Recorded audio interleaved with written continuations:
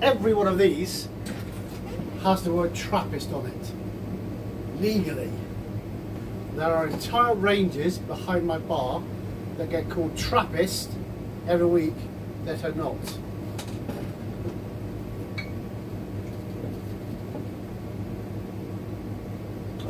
In this video you'll know why, and you'll also know which beer lost its right to call itself Trappist 3 years ago. My name is James, I'm a pub landlord. I run the Old Cross Tavern in Hartford. I sell all of these Trappist beers in the pub, including the only Trappist beer in England. Okay, so the rules. What is a Trappist beer? A Trappist beer has to be brewed within a monastery and by monks or under supervision of monks. Brewing must be secondary to life and is for non-profit. So any profits it's made are given to local charities. They're policed by the Authentic Trappist Institute. I'll show you the little, it's a tiny little box. I'll probably put it up on screen as a better. So that's the only way you tell. All these beers have got these on the back. Only 11 monasteries in the world are allowed to be called Trappist. Even Belgium, 2 in the Netherlands, 1 in England, 1 in Spain, 1 in Italy, and a few others. One of them, called Akel, lost its Trappist license in 2023 when the last monk left the monastery. They still brew the beer, same monastery, but it's now called an abbey beer because there's no monks. First up is Tynt Meadow. Its first ever appearance on my channel. So Tynt Meadow is the English Trappist beer. This is their blonde. This is 5% and it's brewed and bottled in Mount St Bernard Abbey, Charmwood Forest, which is in Leicestershire. So East Midlands, is that the best way? So these were founded in 1835 and the first monastery in the UK since Henry VIII dissolved them. They were dairy farmers until the milk money dried up, and they've been brewing beer since 2017. This has been almost impossible to get if you didn't go to the brewery. Now this is the Tynt Meadow English Trappist Blonde Ale. It's 5%, like I said before. Crafted under the watchful eyes of the monks. Alright, combines centuries of traditions with modern, sustainable techniques. They're nice and blonde. Don't panic, people, I'm not drinking 10 Trappist beers today. It's a nice hazy golden colour. Quite sweetness on the taste.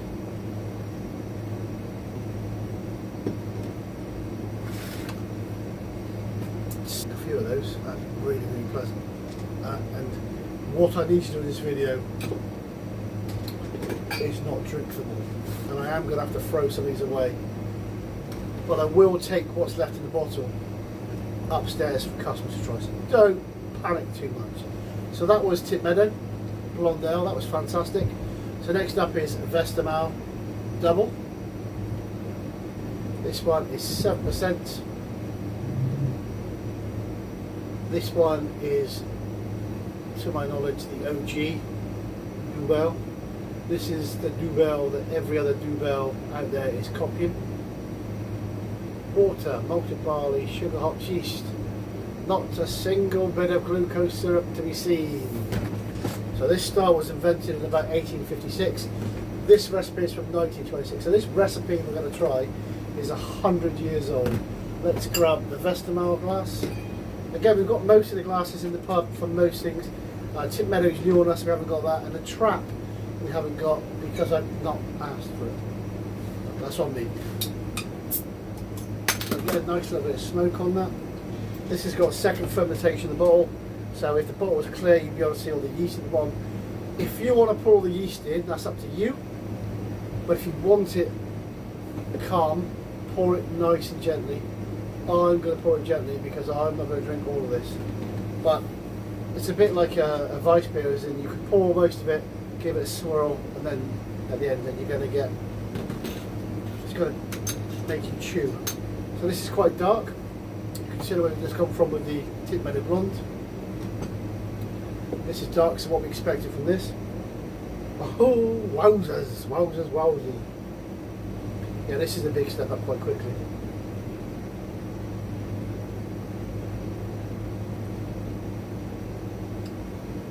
Okay, we've moved very quickly away from the blonde beers and the 5%ers. And that's dark, that's chewy.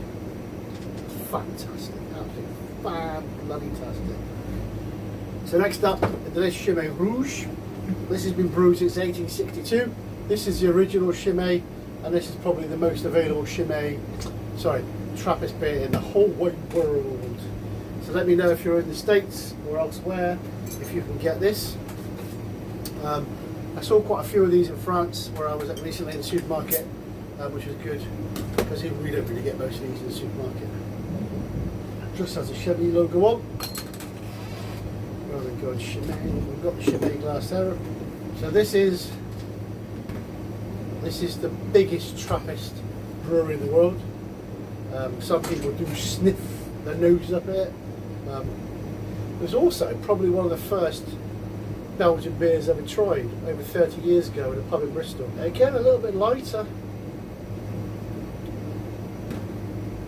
A little bit lighter than that one. Oh, actually, there's not much in it. Well, maybe there is. Maybe there is. Or as the bottle say to us, 7%. Let's give it a sniff and let's taste. Yeah, it's that similar kind of yeasty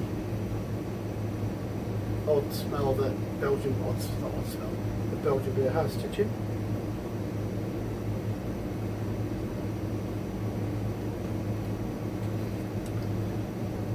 Well, that's different.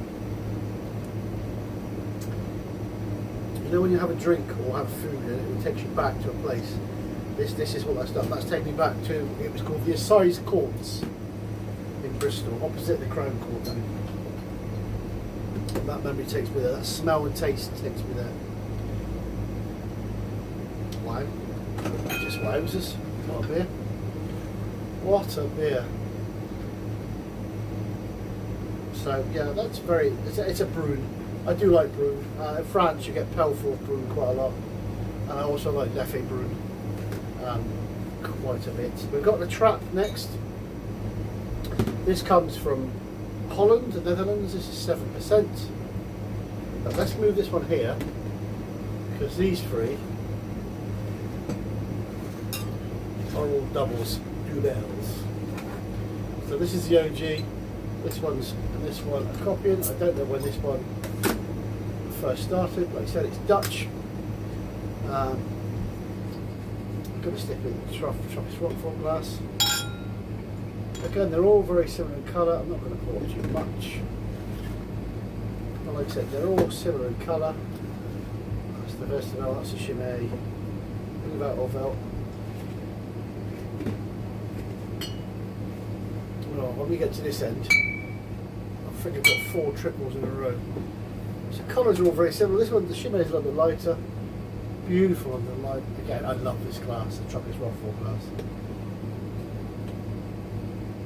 Again, oh, that's quite sweet. That's very sweet, but not in a sweet way like the Strongbow was. Like a Strongbow, what I've just done in the last video, tasted like really shit apple juice from the supermarket, and someone's put sugar in and gone, "This is cider." Look at the head on that. Can you see the beautiful colour that is? That's fantastic.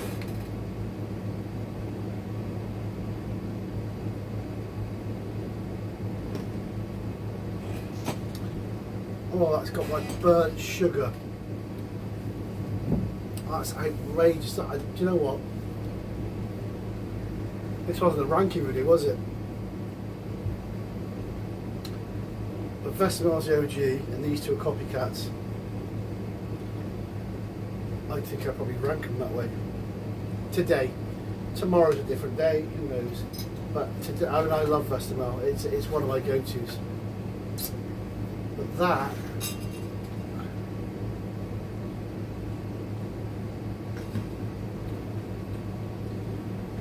burnt sugar, caramel, that crack of a creme brulee.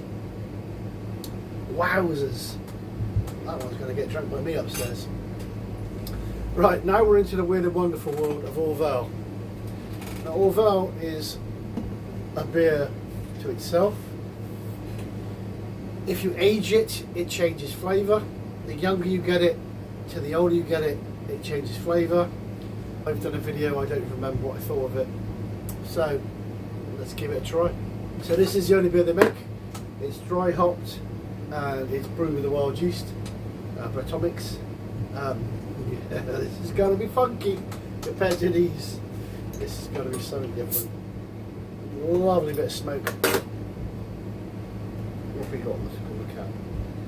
Orval. Oh, I looked this up before. I'll zoom in. There's a fish with a ring in its mouth. I'm not sure I knew why that was. I just looked it up. So Countess Matilda's ring was lost and it was returned by a trout. That explains that story. But yeah, so it's on the glass as well, to be fair. Yeah, welcome to the wonderful world of Orval. This one is 6.2%. They've been in the cellar and the cask side, so that's exactly what they are. Oh, that's a lighter than I imagined. Well, that pours like a beauty. Now, I don't remember the video of this. I probably did a video over a year ago of most of these, to be fair. Tynt Meadow out. I've done all of them. Let's give this one a smell. Yeah, I remember now. I remember. It smells of apples in a way that an old-fashioned saison would, or a sour ale nowadays. Yeah, it's like fresh orchard apple, just so different from all four of those. Not in a bad way. If you're a saison fan, a sour fan, I think this is the beer for you. It's amazing. It's so good, and it's not ice cold. And it'll get warmer, and the flavours will evolve even more. Orval, just fantastic. Right now, we really are getting into the. I'm only taking a sip of these because these are the dangerous ones. So be very careful with the next two. So this is Rochefort 6th. This has been brewed on the same site for 565 years. It is made in Belgium, 7.5%. Water, malted barley, sugar, yeast, hops and spices. Now I am a fan of this. I believe I might even have one the other Sunday. Get it in glass. Again, we're going small on these because we don't want to get drunk on a school day. Again, beautiful colour. It's a bit lighter than the Dubbels and a bit darker. Oh, it just smells so fantastic. Again, it's that, I don't know which one it was. It was the Trappe. It's got that. Maybe it's not burnt sugar this time. Maybe it's.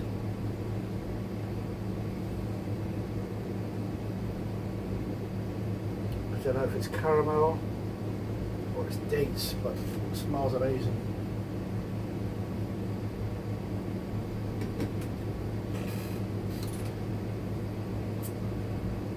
It's so dangerous for 7.5. The Trappe's got that smooth, kind of sugary creme brulee kind of bush. Orval's got that kind of saison kind of. This one looks like a 4-5% beer, like that. Dangerous buggery. Dangerous as buggery. I'll leave that one across for a second. Now we've got another Rochefort, but this one is fairly young. This one has been brewed for 565 years.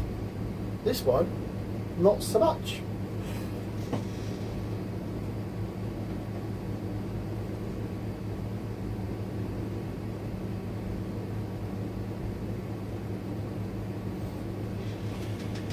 This was launched in 2020. Their first new beer. This one was launched in 2020. Their first beer.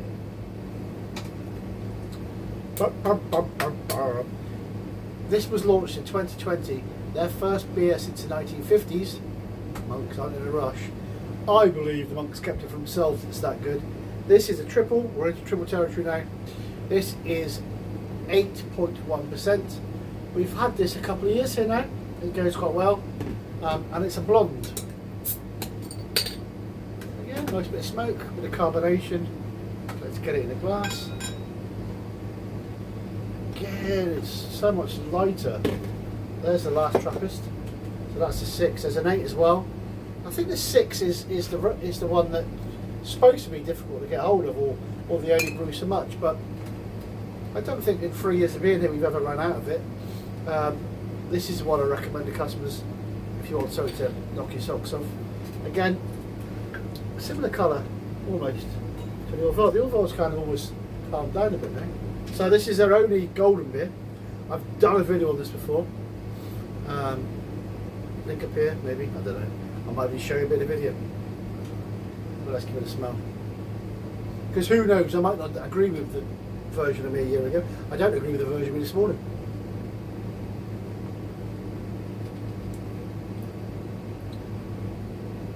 .1. It's so easy to drink. These beers are so dangerous, and I've not been to Belgium in, God, 20, 30 years. Weirdly enough, I don't remember when I went. Funny that. What do you drink in Belgium is such outrageous. 8.1. 8.1. Barely scratching the surface in this video. All I'm showing you is what I've got. These are Trappist beers. There's only 11 in the world, and I've got what, 7 of them? 1, 2, 3. Yeah. So there's only 3 or 4 I haven't got, and I generally couldn't find them. I did try. I tried as hard as I tried. So this is. Next up is white Chimay White 5%. This one is 8%. I've had this one before. I think I did a triple off on this one. I might have done these 3 triples. Remember, I didn't think it was that great. So let's get it open and see if my version back a year ago still stands up now. Yeah, this is the forgotten Chimay.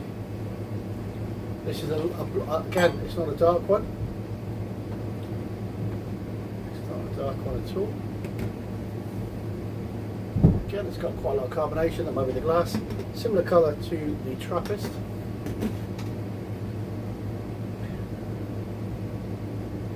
Okay, we're going back over here to the, yeah. Chimay has that really, really yeasty, clovey, almost wheat beer kind of smell. I don't know what Chim.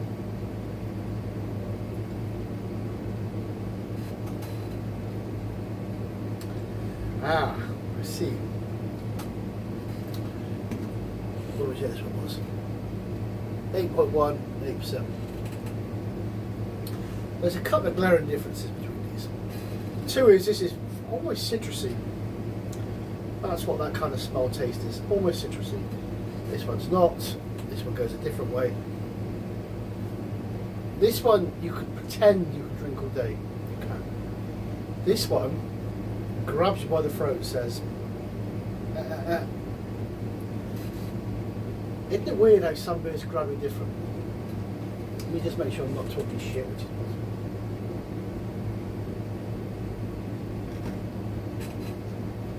possible. Again, I could pretend to drink that all day. It's so smooth and silky, and it's got that creamy kind of undercurrent of caramel sweetness. Figs and dates, I'm not sure if it's there yet, but it's kind of on that. Whereas this one is bang, hits you in the nose straight away. There's no. See, that's. Isn't that weird? That smells different though. Right, I'm really naked. Let's get rid of the vest on. But that smells more burnt sugar though.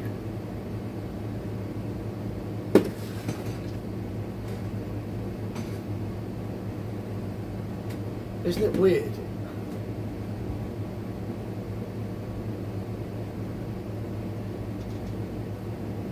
And that tastes nothing like it did a second ago, 5-10 minutes ago. It smelt like this, had that same yeasty bubble. Do you know what? I'm going to pour this away, and I'm going to see if we get a difference from the bottle, or whether it's the temperature that's doing it. No, it still hasn't smelled. It's It's not as in your face. But yeah, I mean that's, again, I stand by it. That's not for me. Next up, Westmalle 9.5. May cause drowsiness. Okay, so we said earlier that Westmalle invented the double. They also invented the triple. Hats off to Westmalle. This recipe has been used since 1956. These literally are the OGs, aren't they? Again, not a great deal, just says Westmalle Trappist triple. Right. Again, I'm not going to bother reading on the recipes because there's no fructose syrup in these. Again, it's nice and light, isn't it? I expected some of these to be dark. That's the light as anything. Is that the lightest beer we've had? Probably is. Let's give it a sniffle. Again, it's got the yeasty smell of that, but not nowhere near as harsh. It's almost quite sweet like banana. Again, we're going back to that wheat beer, aren't we? Banana. Let's give it a taste, hopefully no clove.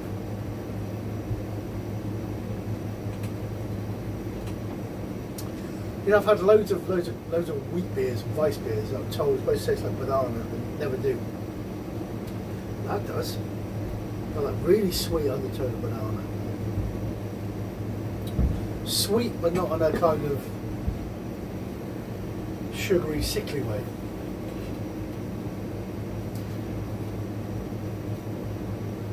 And the aftertaste has almost got that burnt sugary kind of taste. This is just outrageous.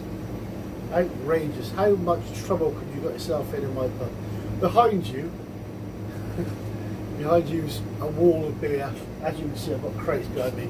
We've got Brewed, Stafford Hendricks, Castel Rouge, Deliriums, 3 of them. My goodness, Paulana Salvatore. There's some serious beers in this pub. Wowzers, wowzers, wowzers. Right, let's finish where we started. Back in old Blighty. So Tynt Meadow, I've told you before, it's a fairly newish one, 2017, to the Trappist Brewers International Malarkey. I've been aware of them for the last 2 or 3 years. It's been almost impossible to get hold of, just has. And then this year, plop, it appeared on one of my suppliers. So I purchased, and it sat over there probably for 2 or 3 months, telling my staff it's not for sale till I do a video. Well, my staff had the common sense to ignore me and sold it all. So this is our second batch, and our first batch of the blonde, which I'll push the life out because that is outrageous. So again, this is from Leicestershire, 7.4%, a bit more sensible than these ones. Don't drink it pregnant, Jesus, don't drink 7.4 beers most of the time. Again, I don't have the glasses, I'm not sure if they're available. I wasn't willing to spend 15 quid, look how dark that is. I wasn't willing to spend 15 quid, let's get a bit ahead, do it some justice. Crikey. So Tynt Meadow, ladies and gentlemen, English Trappist beer. Who knew? Not me, a couple of years ago. This isn't like these ones, this one excluded. This isn't trying to be a Belgian beer. It's not. This is an English strong ale. It's 98%, so I'm going to expect almost like a dark old ale kind of taste to it. The head's fallen away, that's because I can't pour a pint. Shock horror there. Let's give it a sniff. Again, it's not quite barley wine silly smell, but it's got the sweetness of some of these without that yeast, without that clovey banana yeast smell that most of these have got. So just because Trappist beer exists doesn't mean they all taste like Belgian beers. Maybe that's what I need to do, is track down the other 3 or 4 I couldn't get hold of. There used to be a US Trappist beer, I believe. Tell me in the comments if you know more than me, which is more than likely. But I don't think they have their Trappist thing anymore. And they do change every now and then. Like I said, one of the Belgian ones lost theirs a few years ago, so chin chin.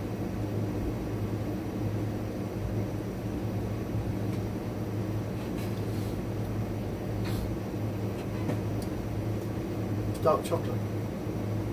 If you poured that to me, with how flat it is, in a pint glass or a half pint glass, I think that was a stout or a porter. Let's give another go.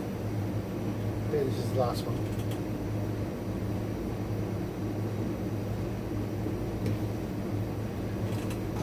Again, dark chocolate, but again it's that figgy, datey sweetness. If you've ever had a fresh fig or a fresh date, can you get fresh dates? A fresh fig, tear it apart, it's got that kind of chocolatey, that's that. Wow, wow, wow. I'm not driving home in case I was worried. This has been Trappist beer. Which ones of these have you had? Which one of these would you like to try? And have you had the 3 or 4 that I can't get?